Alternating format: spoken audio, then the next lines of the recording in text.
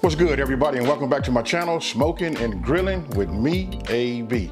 Now, you read this title, you see this smile on my face, so you know what's going down. I'm getting ready to do the Copycat Chick-fil-A Spicy Chicken Sandwich. Hey, listen, it's gonna be a lot of ingredients, right? But listen, these are all ingredients that we have like in our cabinets, you know, nothing over the top, nothing like that.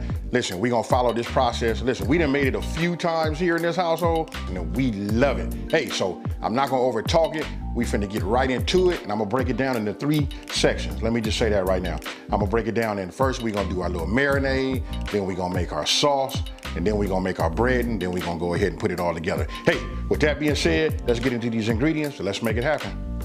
Okay, so I'm getting ready to prep my chicken. I'm gonna show you the chicken, but don't forget, listen, the full ingredient list is down in the description box below this video. Now, let me go ahead and just start showing you this. Look, I got chicken halves, right? Excuse me, these are chicken breasts. And what I'm gonna do is I'm gonna get my knife and I'm gonna go ahead and slice them in half. All right, so I'm gonna go ahead and get that. And now, I got it here.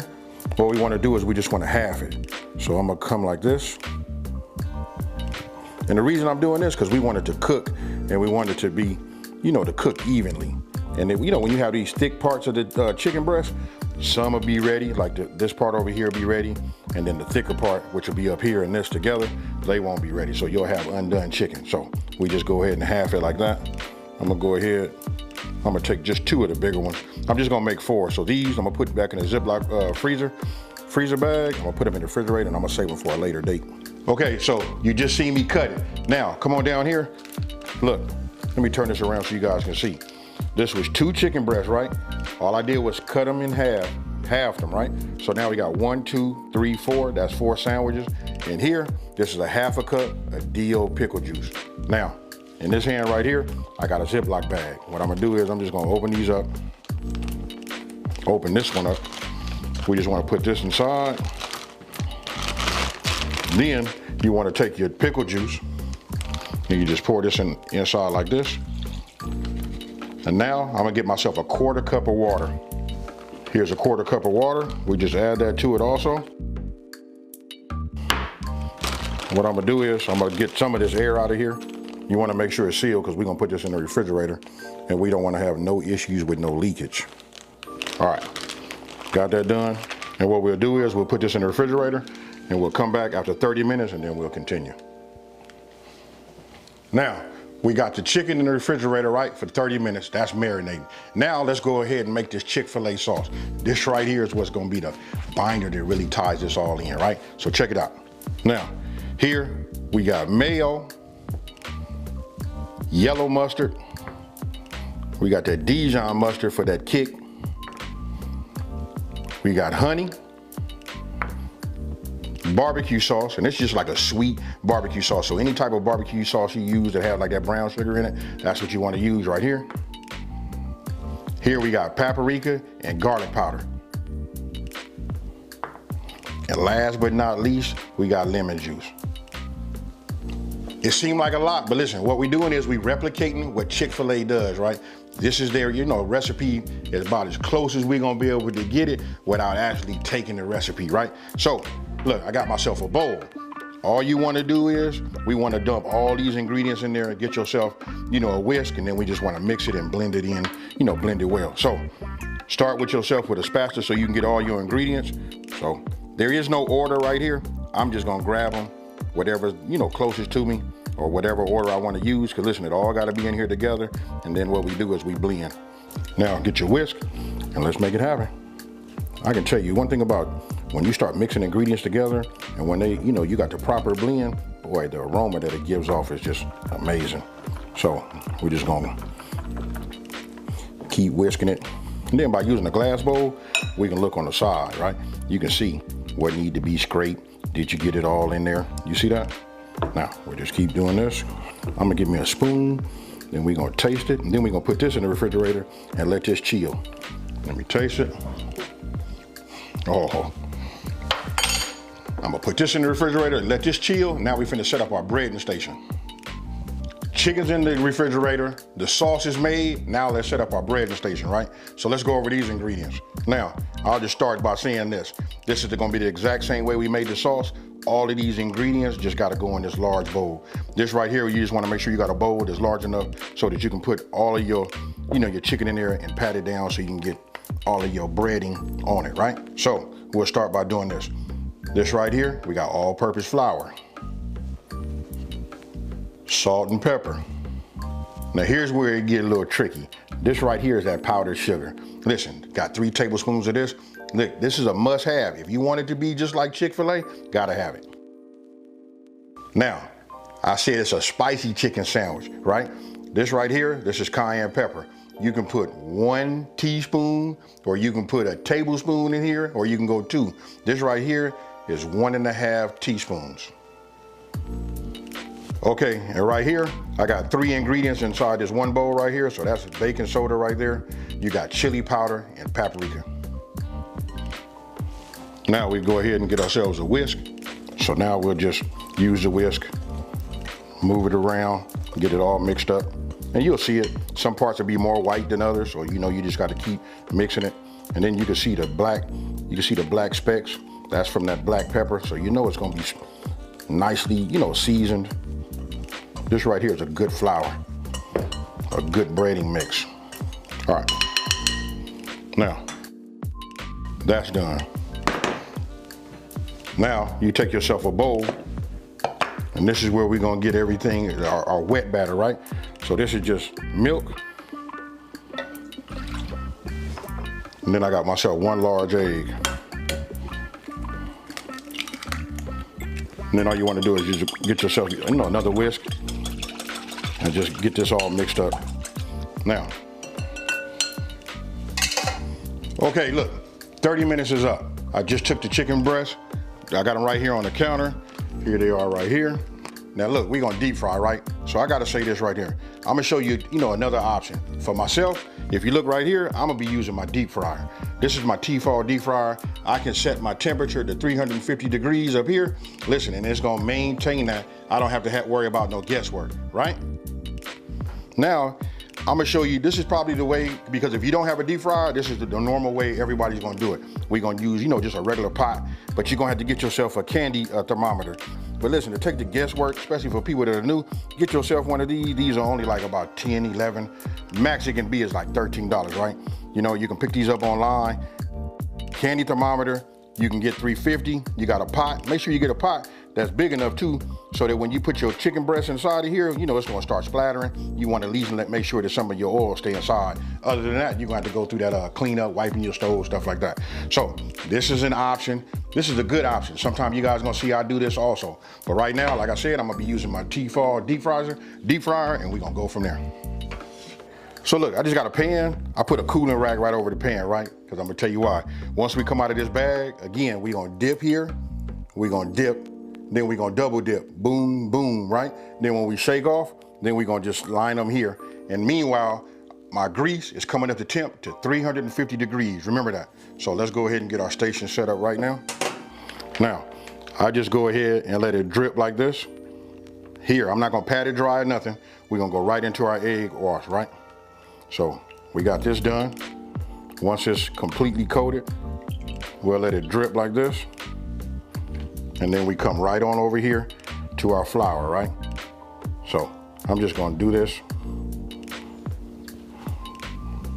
And then what I like to do is I like to mash it down, And then you're gonna mash it in on the other side, because the other side is really, really textured. So we wanna make sure we get it in there, right? So now we here. Now I'm gonna come back here. We're gonna use this hand now, like that. We're gonna let it drip. We're gonna lay it here. All it is just a repeat, that's all, folks. I don't wanna overcomplicate it, super easy. You can start to see the color on it, change.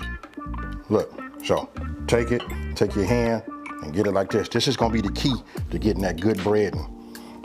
And then you want to know why sometimes when we make it, it don't look the same way as other places. This is what they're doing, you guys. Real easy. Now, take it, shake it. You guys can see it on both sides, fully coated. We're just gonna lay it right here. And now, all we're gonna do is repeat. Okay, now look inside those crevices right there. Look, this is key. You want to make sure you got flour everywhere. And that, what we're doing is we building the flour up so we can have that, you know, that thick breading, right? We want it to be crunchy. After you come out of your wet wash, you go back because we double dipping. And then what you're doing is right now, you just want to make sure you put some flour over the top, because you'll notice I'm going to put my hand when it's flat and I'm going to mash it in there. This is how we get that flour everywhere, not just dropping it and then sprinkling on there. You want to mash it. Just like what you see I'm doing right there. Look, there it is again. That is like, hey, listen, that's the key to having that thick, crunchy, you know, breading. Go ahead, shake it off. Once you shake off the excess, put it on your cooling rack, and then you repeat the process for as many pieces of chicken, you know, that you have. Everything is done. They breaded both sides, right? My deep fryer is already at 350 degrees. So what I'm gonna do is, let's take this off. So what I'm gonna do is, I'm gonna just take one of these like this, and the other one like this. And then what we're gonna do is we're just gonna dunk it in like that. I'm gonna go ahead and put this top on, and we're gonna let it fry. Those are like the thinner sides of it, so it should probably only take maybe about 5 minutes, maybe 4 minutes, but I'm gonna check it. You're gonna want to get yourself like an instant read. You know what I mean? Because look, we're gonna look for 165. So this is what I'm gonna use to check, and I'll check it after 4 minutes. Now, it's been about 4 minutes, right? Take them out. I'm sure it was about every bit of 4 minutes. And then what we want to do is check the internal temp. As you can see right here, look, it kind of like slowed down, 163, 64, 65, actually went to 67. That was perfect right there. Put both of them on a cooling rack, put my other two thicker pieces into the deep fryer and letting those go. Now, those took about 7, almost 8 minutes for those to be, you know, fully temped, right? Reach 165 with that, took those out. And then what you want to do is, listen, while they hot, you want to go ahead and add your cheese. That right there was a slice of that Gouda cheese. And this right here is just American. You know what? You just want to put that on there while it's hot and let it melt and do its thing. Okay, so you saw they temp just right. You know, at 165, maybe on like a little bit of the thicker part was, looked like it said about 170. That's okay too. So now we're gonna go ahead and assemble. So I got my sauce, right? I'm gonna go ahead. Look, we're just gonna put a little bit here. And then I just take the back of the spoon. You know what I mean? To me, I like my burgers, any kind of sandwich or whatever, to be just like a little bit on the sloppy side.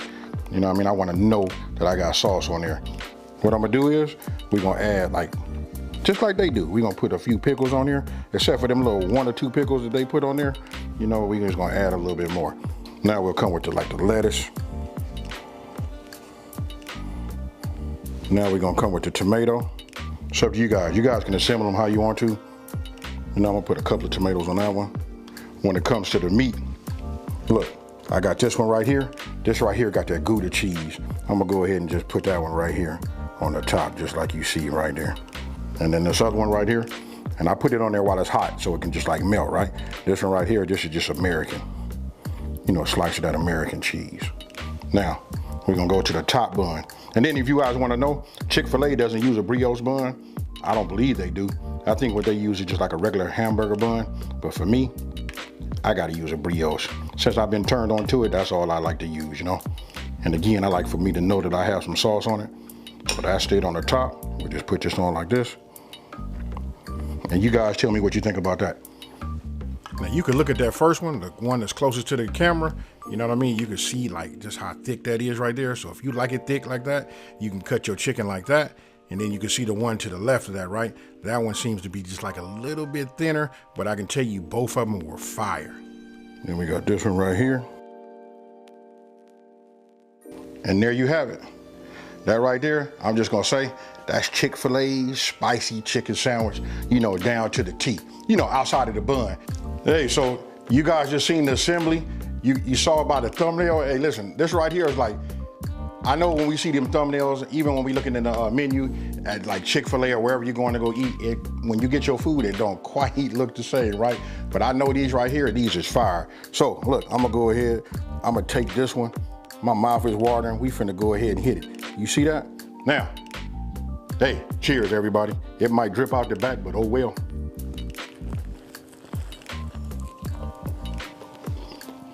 Oh man.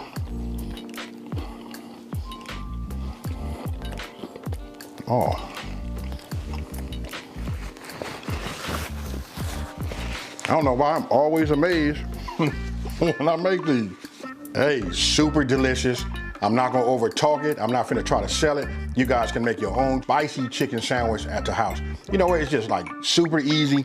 It looks like it's a lot, but it all goes together. You can make a bunch of these in about 45 minutes. Hey, so with that being said, if you're new to my channel, let me take this time to say, hey, thank you for watching this video. Don't forget to like and subscribe and tell everybody out there there's a channel out here that's simplifying these recipes and taking the mystery out of cooking.